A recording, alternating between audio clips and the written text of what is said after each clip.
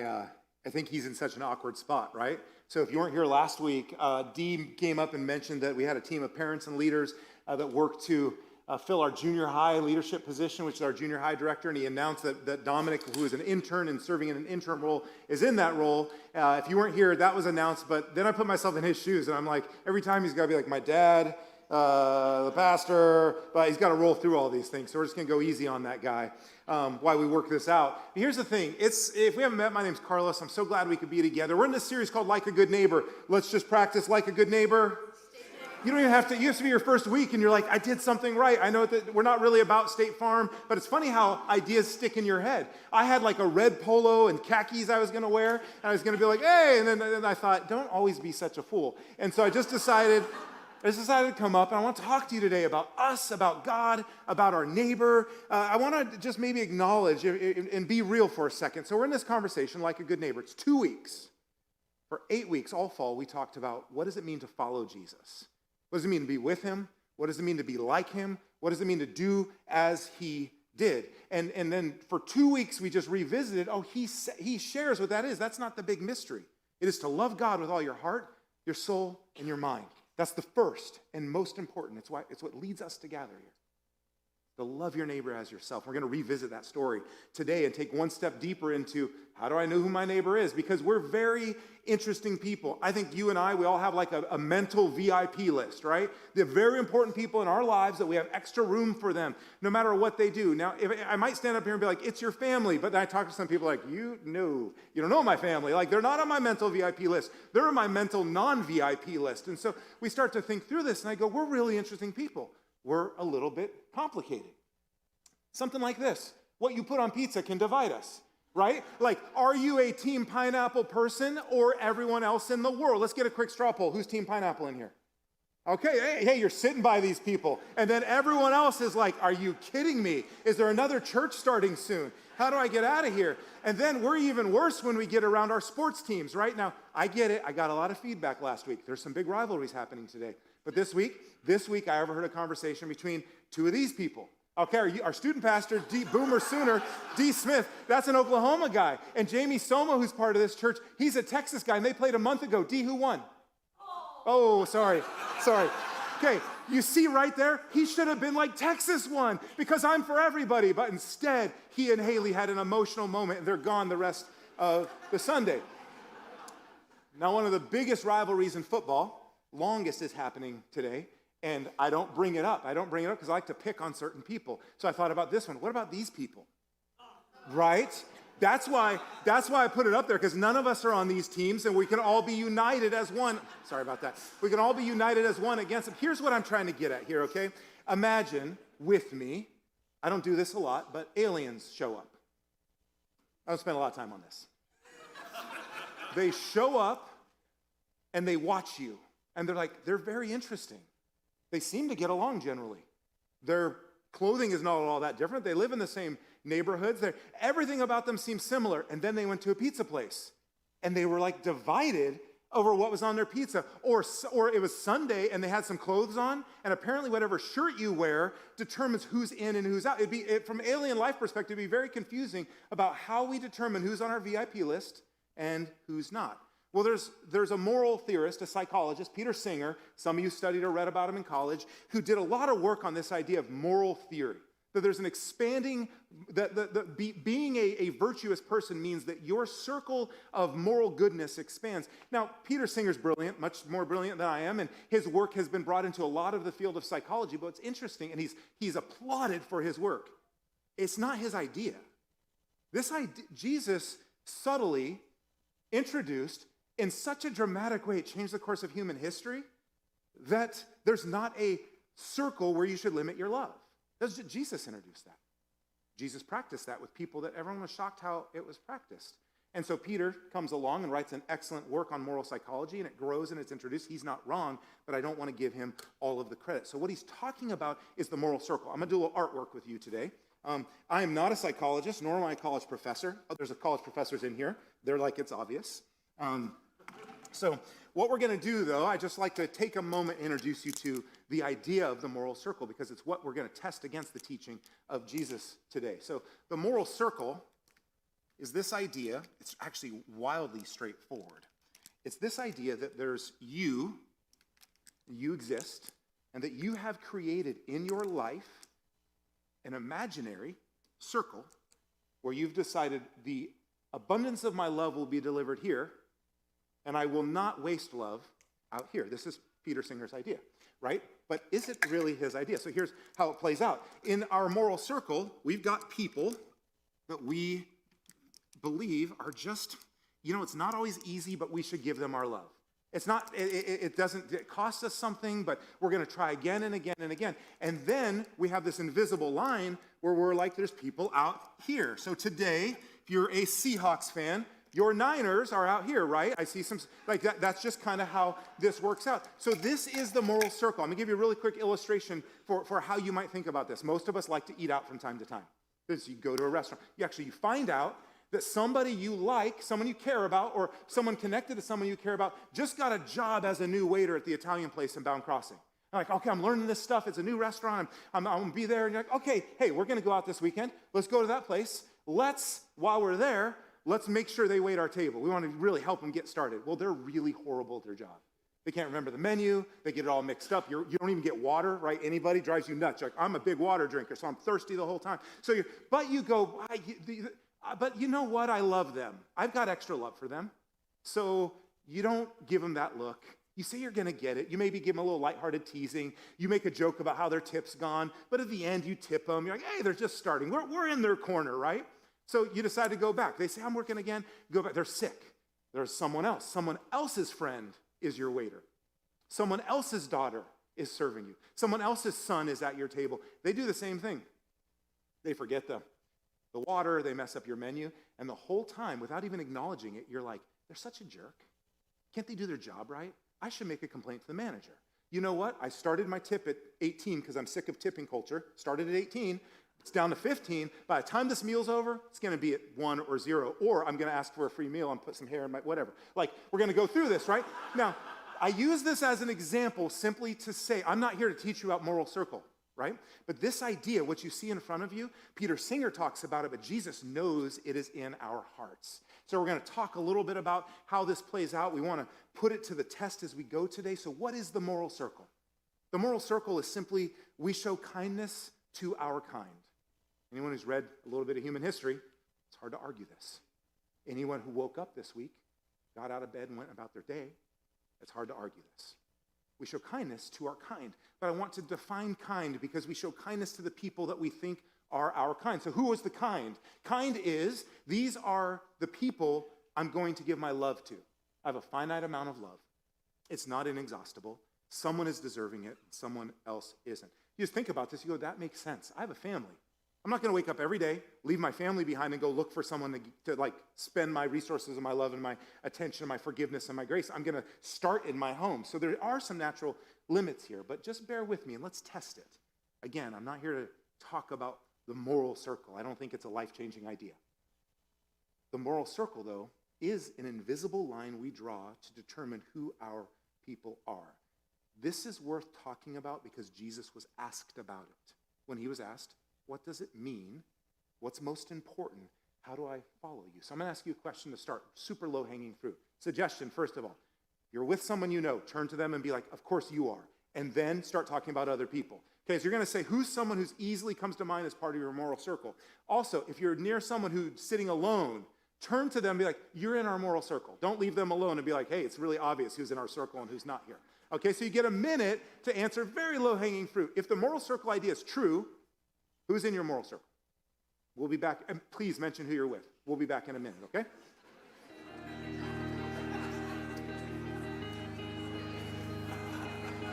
We're all looking for something. We're just calling it something different. Ain't that nobody's talking? We're all talking, but nobody's listening. It might be worth a try. Instead of everybody looking out for me and I. Why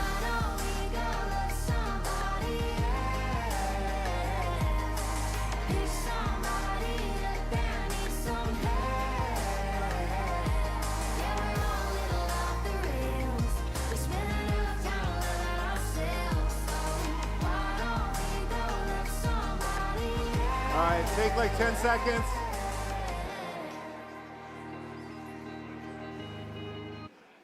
So here's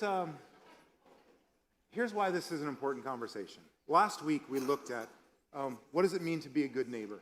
Jesus was approached in the Gospel of Matthew, which is one of the 4 accounts of the life and the teaching of Jesus recorded. It's time-stamped in history and geography. And Matthew records this moment. He says a lawyer, this is a religious expert, comes to Jesus and says, Jesus, what's the most important law? Which would be like asking, if you came to me and said, Carlos, what matters the most about following God? I should answer that question the same way Jesus would have. And Jesus gives the correct answer. He says, love the Lord your God with all your heart, with all your soul, with all your mind. Now, if you're that religious, you're like, ding, ding, he got it. But then the story tells us he continues. And he says, and the second law is just like the first. He says, you got to love your neighbor as yourself. But there's more to this story. Today we're going to go a step further, and we're going to see how Jesus takes it further. And I think as a church, like our mission is to inspire each other to follow Jesus and deepen our faith and relationship with him. We want to dig into then. So what does following Jesus look like? Not just kind of generally what does it mean to be a Christian or what do Christians believe, but what does it mean to follow Jesus? And what he ends up saying essentially, he says, the whole law and the prophets hang on those 2 answers. That's his way of saying everything you've studied and learned about in the Old Testament, it hangs there. It's the most important. And so if the entire framework of faith hangs on loving God and loving others, the question I've been asking myself really for a long time is how am I doing holding on to both of those? If I'm being honest with you, some days better than others. Some days I get pretty lazy with the loving God and I get really double down on the loving others and it becomes problematic. Something shifts in my heart and it's not beneficial. And sometimes I focus extensively on the loving God and at the expense of what it might mean for loving others, and I'm reminded that I could be just like that religious lawyer. I have to go to Jesus and I have to ask this question. Am I loving God? Am I loving my neighbor? This is wholehearted living. Am I living with my whole heart? Or am I taking a half here and a half there and trying to put them together? And so what we find in the Gospel of Luke, which is another telling of this type of interaction, someone goes to Jesus and they say, hey, what matters most? And what do I do? What we find in there, and Luke, you have to know about Luke. Luke was not a follower of Jesus. And he was hired by someone with some money to investigate all the claims of Christianity. Luke went to investigate these claims. This is in the time of the eyewitnesses in the life of Jesus, and he walks away believing Jesus rose from the dead, and therefore turning his life towards following the way of Jesus. And he writes the book of Luke. You can find it in the New Testament. It's one of the 4 Gospels. And he writes the book of Acts, A-C-T-S. It's the story of the church and how the church came to life. And so we're going to look at his story today because Luke introduces us to a follow-up question to the big question. It's a good question. If I'm good at loving God, how do I become good at loving my neighbor? Like how do I put these together? And what we find is that we limit our good neighboring when we lead with who. Who's important, but when we lead with who, we limit our good neighbor. I'm just want to stay really close to how Jesus answers this question. And so, quick test in the room. The name of this story is the parable of the Good Samaritan. It's one of the most iconic, culturally memorable. Even if you've never read the Bible or heard this story, let's just do a straw poll real quick, just a little bit. Have you heard the term Good Samaritan? See what kind of footing we're on. Right, there's laws in our country related to that phrase. It's 2024. We're going to go all the way back and explore Jesus, this Galilean rabbi who's walking the dusty shores of the Sea of Galilee, calling people to follow him, going town to town to town, setting prisoners free, like emotionally, spiritually. And he's releasing them. He's speaking truth to them. He's healing the sick. And he's announcing the kingdom of God has come. Jesus is about that movement. We're talking about a story he told today. I'd contend because he was God and he was resurrected. And he is alive, and that's what calls us together as the church. So let's look at his story. It's very similar to last week's. Luke chapter 10, verses 25 to 37. On one occasion, an expert in the law stood up to test Jesus. He said, Jesus, teacher, he asks, what must I do to inherit eternal life? Now, there's a different flow in how this story goes. What is written in the law? Jesus replied, how do you read it? Now look at the guy's answer. He said, love the Lord your God with all your heart, with all your soul, with all your strength, and with all your mind. It's a good answer. And he says, and love your neighbor as yourself. We see this building teaching of Jesus. You have answered correctly, Jesus replied. Do this, you will live. You'll have that eternal life. You'll follow the law. Now, this is where I enter the story, and I hope you'll allow yourself to enter it too. But he wanted to justify himself, a very human activity, very necessary. It's part of our lives. He wanted to justify himself, so he asked Jesus, who is my neighbor? Totally fair question, right? In reply, Jesus said, now we jump into the story. Jesus often uses stories to illustrate a very significant point he's bringing home. The story, if you've heard it a million times, like, parable of the Good Samaritan, there's a guy gets robbed, and you kind of roll through it. Don't do that right now. Listen to Jesus answer the question, who is my neighbor? He answered, in reply, a man was going down from Jerusalem to Jericho when he was attacked by robbers. They stripped him of his clothes, beat him, and went away, leaving him half dead. Just imagine, like you and I are talking, and I'm like, hey, how do I know I'm following God? And you're like, a guy was on his way from Boise to Caldwell, and he was pulled over, and someone pulled him out of his car. He's carjacked, and they beat him. I'm like, where are you getting at here, right? Jesus, but he's getting at something. His audience is like, hey, a Jewish man, because his parables often included the audience, the place, his life, his story. It's like, hey, there's a guy. Whoa, he just gets hit. Like, now this road is an interesting road. It's a 20-mile road that runs from Jericho to Jerusalem. It was a very dangerous road in that day and stayed dangerous for a long time because it were largely desolate for a good part of the journey, and it was a great place to rob people if that's what you wanted to do. So Jesus uses this location, which would have made sense. Jericho, Jerusalem, significant locations in the mind of his listeners. It's interesting to note, though, and I'm going to bring you into how I might read a parable as I'm reading the Bible. It's interesting to note that it would be very difficult to know if you and someone else, if someone was inside your moral circle, if they were beaten, stripped of their clothes, and half dead. Here's what I mean. You're walking down your neighborhood, right? And you find a neighbor. They probably are pretty similar to you, but they've got no clothes on and they're unconscious. How do you know if you don't know who they are, how do you know? Are they safe, not safe? What am I supposed to do? You're all like, I'm a good Samaritan. I would have run up there. I'm like, I'm not sure you would have, right? The character that Jesus introduces is largely unknown. The minute he's knocked out, the minute he's half dead, the minute he's undressed, anybody that runs into him doesn't know who he is. Because in Jesus' day, the way you identified where you belonged was your clothing. If you were Jewish, you wore a distinct style of clothing. If you were Roman, you wore a distinct style of clothing. If you were an outlying colony that was a Gentile colony brought in and conquered by Rome, you wore a distinct style of clothing. This guy has nothing distinct about him. We can't leap right to, I could tell by looking at his naked. No, there's a guy, and he's a bit ambiguous about exactly what his connection is. Jesus sets up the story. Then he introduces us to the three main characters. It says a priest happened to be going down the same road. And when he saw the man, he passed by on the other side. So a little background here. It's likely, so here's how priests worked in this day.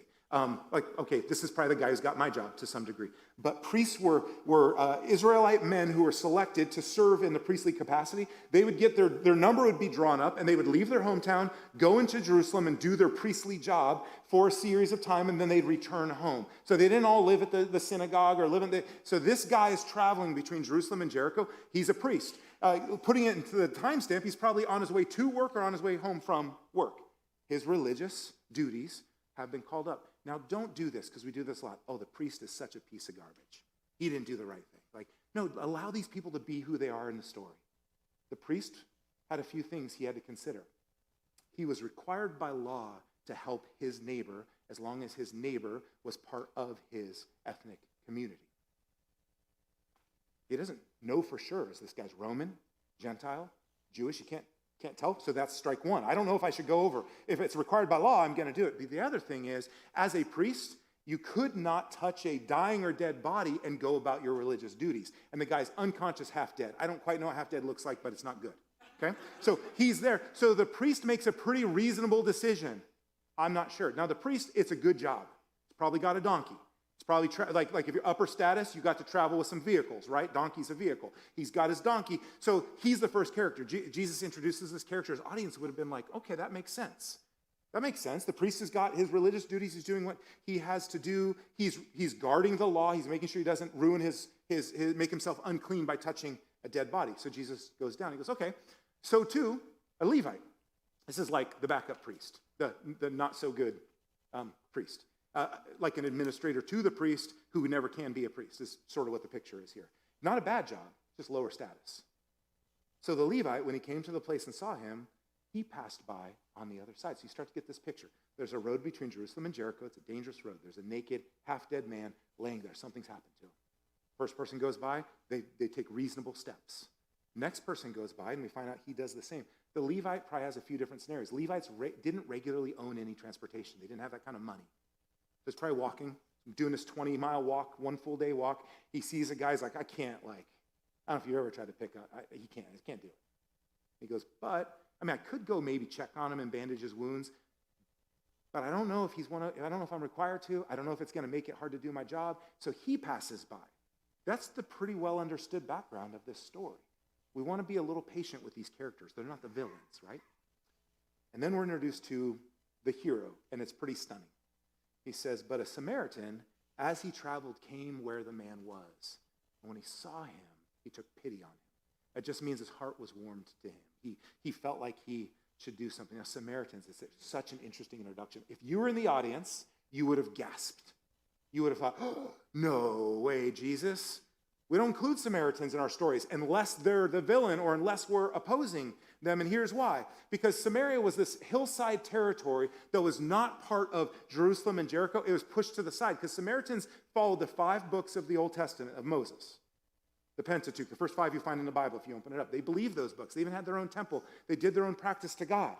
All right? But about 130 years earlier, a Jewish army had gone in there and knocked to the ground their temple. Said, this is you can't even have this. They knocked it to the ground. So that was not a one-time thing. This is generations of disagreement, generations of caustic relationship at each other's throats. It's geographic division, it's ethnic division, it's religious division. There's so much going on here.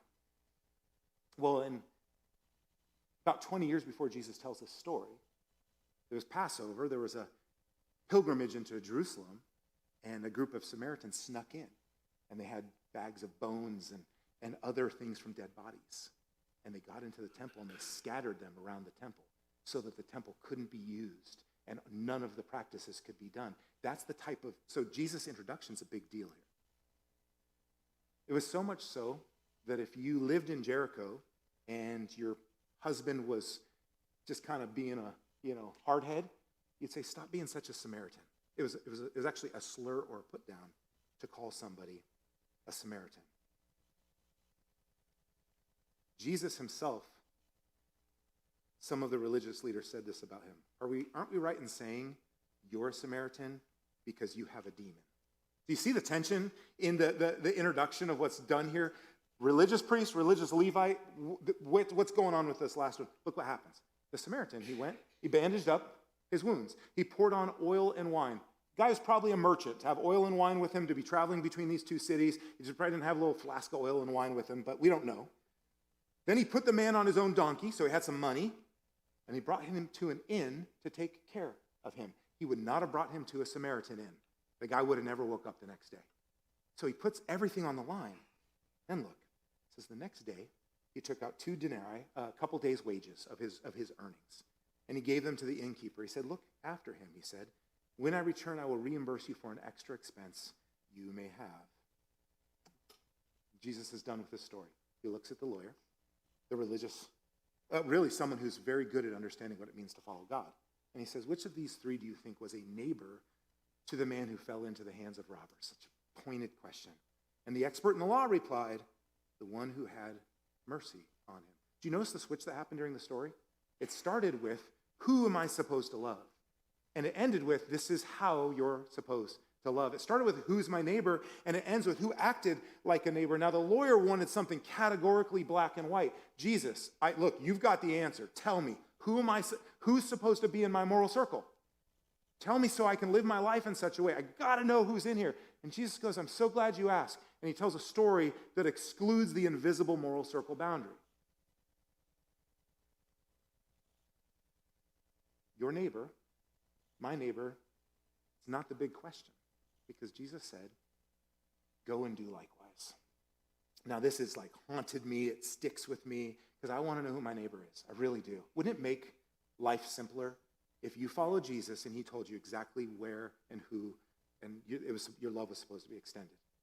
But you have to put yourself in the shoes of the lawyer. We should be asking Jesus this question regularly. Jesus, how am I supposed to? And let's do this for the rest of the morning. Don't think about the internet, the globe, the world. Think about your home. Think about your job. Think about your church. Think about where you shop. Think about your HOA. Think about your sports team. Think about the halls of your high school. Like that's the question. It's like Jesus is speaking to where we live in this moment. And he tells the lawyer, I have a lot of respect for the lawyer. I think he's trying to get it right. He says, we limit our neighboring when we ask who. It just like short circuits the process. We have to change the question from who is my neighbor to how can I be a neighbor. Subtle shift, right? Just imagine the freedom that comes with not having to decide who's in my moral circle. Because Jesus actually, again, that's why, Peter Singer's not going to watch this YouTube, right? And he's not going to find out what I'm about to say, unless you tell him. I don't know how many of you know him, but Jesus believes in Peter's studies. He just says, this isn't what we're meant for. We're meant to have the moral circle of Jesus. And so what you do is you go, okay, I listened to a sermon. He was halfway believable. Read some Bible stuff. I'm going to expand my moral circle. And Jesus would go, great job. You need a bigger board. You need a bigger pen. So you're like, okay, you go, Jesus, come. He comes to your house. Like, come have dinner with me. Check it out. You pull out your whiteboard. It's huge. And you're like, here's who's in it. Here's who's outside of it. The whole time you're super stoked. He's like, that's great.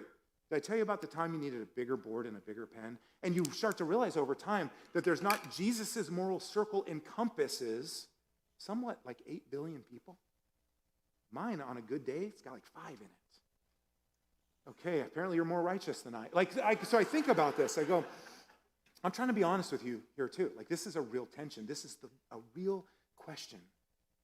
And so the calling of Jesus to this lawyer, this religious lawyer, the calling of Jesus to me, the calling of Jesus to you, nothing simple about this, is that we're called to erase the lines that are naturally and often importantly drawn between us and them, however you would fill those two in. We're just called to do that. If you're following Jesus, you go to him and you say, Jesus, what's most important? And he answers it for you in his scriptures. He answers it for you. So I want to think about that. I want to end, and we're going to chat a little bit about that. Dorothy Day is a complicated character in religious history in America, but she said some things really wild. This is one, and it's so true. I really only love God as much as I love the person I love the least. Like, how? Come on. It rolls off the mouth good, but come on. But actually, she's right. The religious leader's asking, how do I love God? And Jesus says, you love him with all your heart, with all your soul, with all your mind.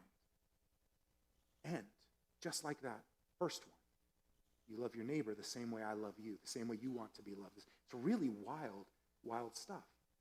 But there's a couple things that happen here in my life, and maybe in yours. We try to just love people because we're like, I want to be good, and we use love very ambiguously. I want to be good, I want to love people. And we skip over, I don't need God to do that. And my belief and my experience is this: then you will still just expand your moral circle, and you will still have one as rock solid as ever. And it will include people who do not affirm or live into your idea of how we're supposed to love each other, separate of how God instructs us and teaches us to. And I see it all the time. We're like, I just believe in love. And I'm like, well, what about that person? I hate them. Like, you're a really weird belief in love then. And I'm not trying to be too pointed. I just want to they're not leaving because I said that, right? Or maybe, I love you guys. See, it's a small room. We added more chairs, so you had a little more breathing room today. But so let me be really clear as I end here, and we get to hear from Jeff Dillon, the superintendent of Wilder School District, about what this looks like in practice. Let me be really clear. Jesus doesn't just say, do this or that. He says, love God. That's the first call for many of us. It's to take our own sense of how we rule our world and submit it to Jesus Christ and go, I'm going to answer the question, who do I belong to? Is Jesus resurrected from the dead? If he is, then that's who I'm going to align my life around. That's the first step. I would not jump past that step and just get to, how do I love people? And at the same time, that love is supposed to produce one type of fruit, love for others. I really only know myself, and even then halfway. I'm a pretty religious person. I think I'm a fairly good person. I have a job that aligns a lot with following God, and I struggle a lot with erasing my moral circle and trying to just be, and it often has to do with the day and who's in front of me. That's the beauty of what Jesus says. He's like, look, someone's going to be in front of you. You're just going to love the heck out of them. You're going to love the heck out of them. John Stott, a pastor, theologian, he says it, I think, with more clarity than Dorothy Day. He says, we should not ask what is wrong with the world, for that diagnosis has already been given. You know who John Stott thought was wrong with the world? Himself. He's like, well, I'm what's wrong with the world. That diagnosis is already out there. Any given moment, I could become the very thing that I hope against. But he says, rather, we should ask what has happened to the salt and light. What has happened to the light of the world that is only demonstrated through your life and my life? What has happened to the salt that is only demonstrated through our lives? And so practically speaking, I've got a few challenges I'd like to put in front of you. Love God. Pursue that with all your heart. Ask questions. Bring your doubts to the table. Wrestle with, is he really the King of Kings? Is he really the Lord of my lives? There's so many people in here that say, that has been my life for so many years, and I would love to have coffee with you and talk. Love God as that starting place. That's very different than being like kind of Christian. It's like my life centers around, what does God ask of me? Love God is the first step. Please don't skip past that step. Even if you have a long history of loving God, don't skip past that step. And then erase the lines. I don't know what the lines are for you, but be a good neighbor to someone who hasn't been a good neighbor to you. So every time, let me be super practical, every time there are leaves blow in your yard, and you go, you know what? I've reached out to the HOA a handful of times now. Clearly bringing you into my life. It's my leaves that are the problem. Reached out to the HOA a few times now. They're not taking, that person, they're so inconsiderate, they're such a jerk. Why wouldn't they do anything about it? Erase the line and say, I don't know, maybe they're super busy. Maybe they're sick. Maybe they don't care. How big of a deal is it for me to rake up some leaves as a way to love my neighbor? I mean, like seriously, imagine the type of stuff we wrestle with, right? There are more significant issues we run into. There's a real heartfelt stuff, but we have to erase the lines, and we have to go first. You have to go first. Now, some of you are seeking, you're seeking Jesus. You've got questions, or you've kind of deconstructed, or you're trying to figure things out. Don't invert this. Don't go first. And then erase the lines, and then see if you have any time left to love God. Love God. That love will lead you to erase lines, and it will give you the strength to go first. So then we kind of could think of it this way. Whose moral circle do you tend to have? Is it more like the lawyer, or is it more like Jesus? I just keep this question in front of me lately. Just trying to ask it day in and day out, situation in and situation out. Whose moral circle do I have? Is it the lawyers, the disciples, or is it like Jesus? When I was not yet a Christian, my buddy loved this band called DC Talk. Some of you are my age know what I'm talking about. They had a song that started with this quote, and this was the quote. It's actually a quote by Brennan Manning, who was an author and a pastor, but it was like, listen to this quote. It's not exactly, you can't go like, yes, that's totally true, but the greatest single cause of atheism in the world today is Christians who acknowledge Jesus with their lips, walk out the door, and deny him by their lifestyle. That is what an unbelieving world simply finds unbelievable. There's actually other things that people find unbelievable, but that one, it's just like right there. It's right there. You say you believe all this, and I haven't really seen it. That's what I thought the first time I heard that song play on DC Talk. But I was sitting next to a guy who was the most genuine Christian I thought I would ever know. And I was going, he's right. It's the Christians are, it's a riff. And I'm like, but actually I'm sitting next to one who's like my favorite person in the world. It's just not that simple. But this is very true. Because when I sit down with people, some of you folks will say, oh yeah, I mean, there's a lot. I wonder if the Bible's real. Can it be trusted? Is it true? How is it formed? I've got serious questions about the resurrection. Dead things stay dead. I've got they'll riff off stuff. They'll say things. But ultimately they'll go, but why are some of the meanest and nastiest people I know Christians? I'm not trying to correct you as a community. But I will tell you, if you look at the neo-atheist writings that came out from 90 to 2000, they were all spurred by one thing. The most angry group of people they encountered were followers of Jesus. And they couldn't figure it out. They went, boy, they are scared of something. And so they front with so much anger and emotion. And they wrote books about how flimsy the faith was if it couldn't even hold you back from just, rah. I don't know. It's complicated. It's true. That's what ultimately people sit down. They go, tell me why, along with pain and suffering, Christians can be so hard. Usually what I say is because we're people.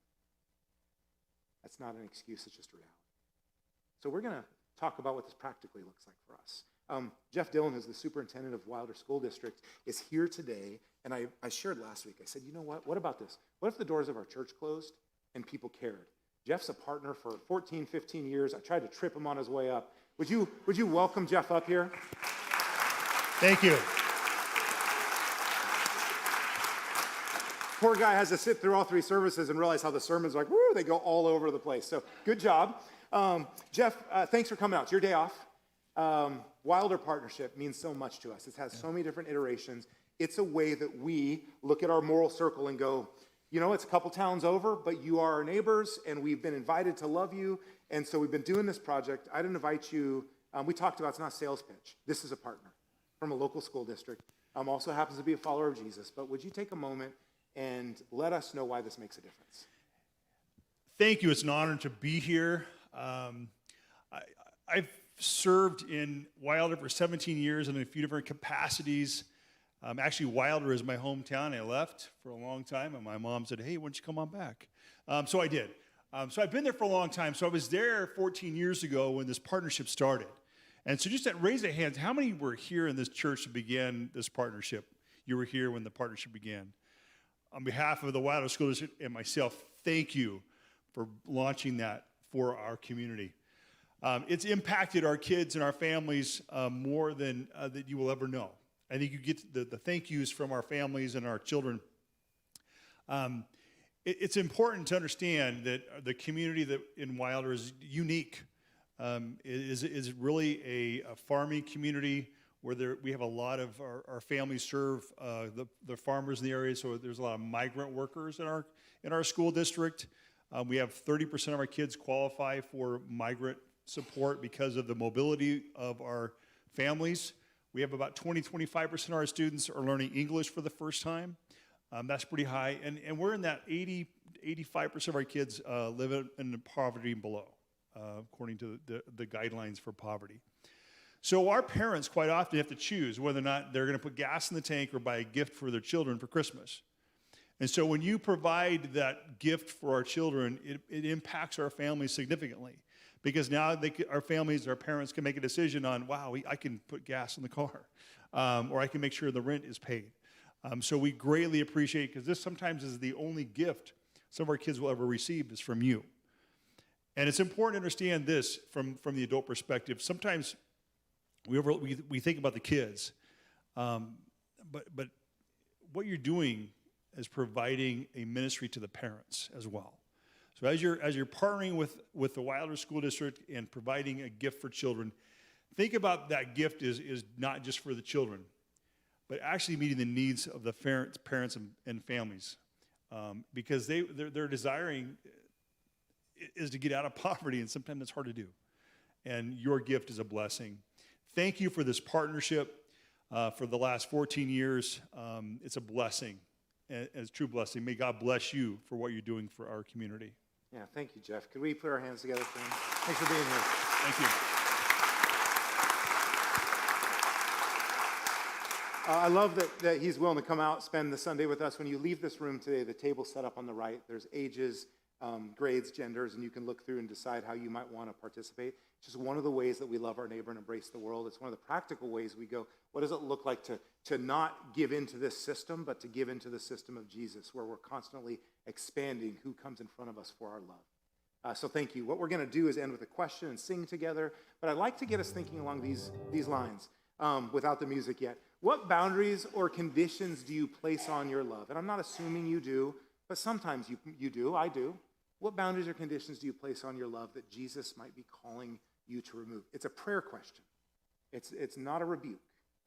Just talk to God about it, and then we'll sing together.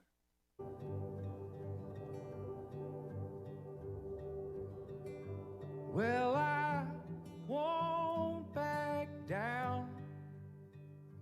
No, I won't back down. You can stay